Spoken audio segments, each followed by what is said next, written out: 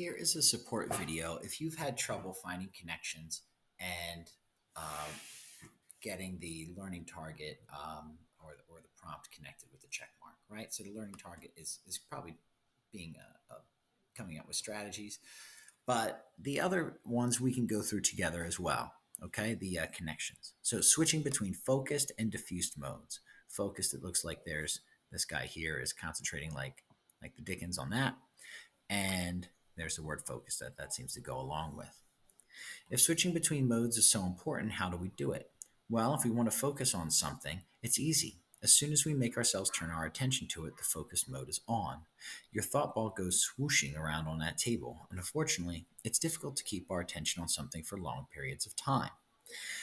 That's why we can sometimes fall into diffuse and begin daydreaming. And as you can see in the picture below, if you let go of the flipper, your thought ball falls down onto your diffuse table underneath the focus table.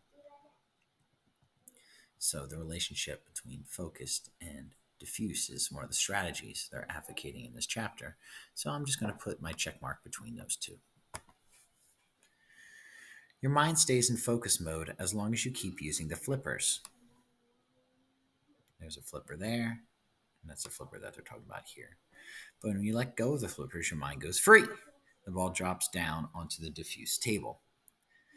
Diffuse mode is when we're not focusing on anything in particular. You may enter diffuse mode by just letting go and not concentrating on anything.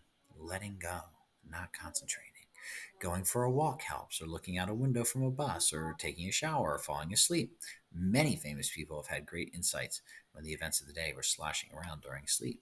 So even our best thinkers like Einstein or something would fall asleep. Boom, that diffuse mode would help them too. So these strategies are as much for Einstein as they are for you.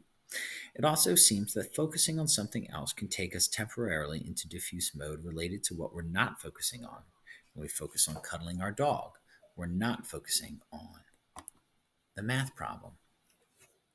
When we're focusing on someone else's chess game, we're not focused on our own chess game. This is why when you're stuck on a math problem, so here's our strategy. When you're stuck on a math problem, get your check mark here. You can instead switch your focus to studying geography for a while. Boom. Right? It's giving us a strategy to use right there where the check mark is. Slide 18, right? So it's saying that we're having a tough time in focused mode, right? Then we can drop into diffuse mode to help. Let's see what else they're saying. Then you can make a breakthrough and return to the math. But it seems that your best way is to give your diffuse mode a chance to work out a difficult problem or through activities like sleeping, exercising, or going for a ride in a vehicle. Kids with ADHD sometimes like to imagine that their focused pinball table has a few extra holes in it. Well, there's the holes we're talking about there, and here's the holes we're talking about illustrated over here. These holes offer a hidden advantage. They boost creativity. If you have ADHD, the extra holes also mean you need to work your mental flippers a little more often than other kids to keep your thought ball on the focus table. How do you work the flippers more? Participate as much as you can by asking questions, writing on the chalkboard, distributing activities among your partners, and working with them whenever you have an exercise together. Slides 19. Kids who have problems paying attention like to imagine that their focus mode has a few extra holes in it. This may mean that they have to work on their mental paddles harder. Mental paddles, having to work a little bit harder. That's exactly what happens if you have ADHD, if you have trouble focusing and paying attention. So there's our connection there. There's not much else that's useful. The shifting modes, coin activity, we're not going to indulge. Getting stuck. There are two ways you can get stuck when you're trying to solve a math or a science problem, or when you're trying to learn something new, like how to play a chord on the guitar or perform a specific move in soccer. The first way you can get stuck happens when you don't catch the initial explanation. Unfortunately, with this kind of stuck, you going into diffuse mode won't be much use. So if you get stuck that way as and you don't get that initial explanation, you've got to go back and do it. You can't just go do something else. There's our connection there. You haven't loaded anything into your focus mode. It also seems to me like this emphasis on focusing really can help us come up with that strategy that involves the focus and diffuse mode. Your best bet is to go back and look at the examples and explanations in your notes or the book, or ask the teacher to explain again, or look on YouTube for an additional explanation, but don't let yourself get distracted by other videos. The second way you can get stuck is when you've studied or focused carefully. You've loaded the explanation into your focus mode. But as you begin to work the problem, play the chord, or make the move, you still find yourself stuck. You grow more and more frustrated. Why can't you get it? The reason you get stuck is that you haven't given your brain's diffuse mode a chance to help out. Here's our someone who's getting stuck. Hasn't given their brain a chance to go to diffuse mode. That picture there. Diffuse mode can't get going until you take your attention off what it's focused on. Like Magnus Carlsen, the chess player, in a picture a few pages back, sometimes you need to take a break in order to coax your brain's diffuse mode to come to the rescue. Be strategic. Set yourself up to be rescued by the diffuse mode. Get your mind away from the situation for a while. It opens up your access to the brain's diffuse mode. Alternatively, focus on something different. For example, if you're working on algebra, you could switch to studying geography. But keep in mind that your brain also needs a little rest sometimes. If there's something you tend to get stuck at, start with this subject when you are studying. That way you can go back and forth to your other classwork over the course of the afternoon and evening when you might find yourself getting stuck.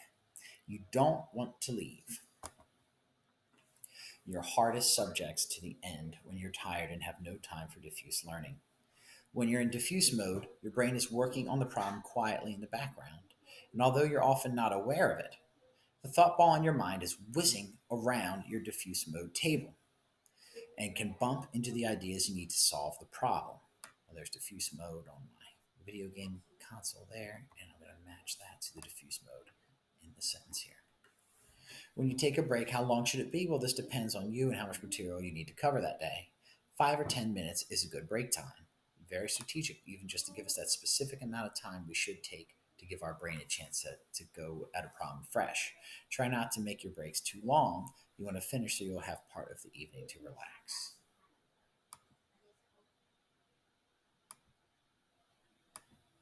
Summing it up, focused and diffuse modes.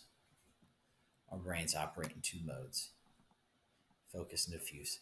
You can think of them as pinball tables that have tightly packed bumpers and spread out bumpers. We need to alternate. That's our strategy between these two modes to learn well. Shifting modes. You shift into focus mode by focusing. Grab those flippers on the pinball machine, but you have to let go and wait for the ball to drop on its own to get into the diffuse mode. The bed, the bath, the bus. Oh, and I see all those things in this picture here. The bed, the bath, the bus. Or simply going for a walk are great ways to fall into diffuse mode. To be a problem solver, focus first. We get stuck in problem solving when we don't first prepare our brain by focusing on the basics. You got to prepare your brain first, or diffuse mode won't benefit you at all. Don't just dive into problem solving without studying the explanations first. You need to lay some basic trails on the focus pinball table. And take breaks to get new problem solving perspectives. There again is a strategy right on it, just telling us word for word. We can also get stuck on a difficult problem even when we were prepared properly. In that case, be a little like the chess playing Magnus, wander off for a while and see what else is going on. Take a break, but come back to the game or you'll lose for sure. Please make sure all of your slides look just like the slides in this video. Good job.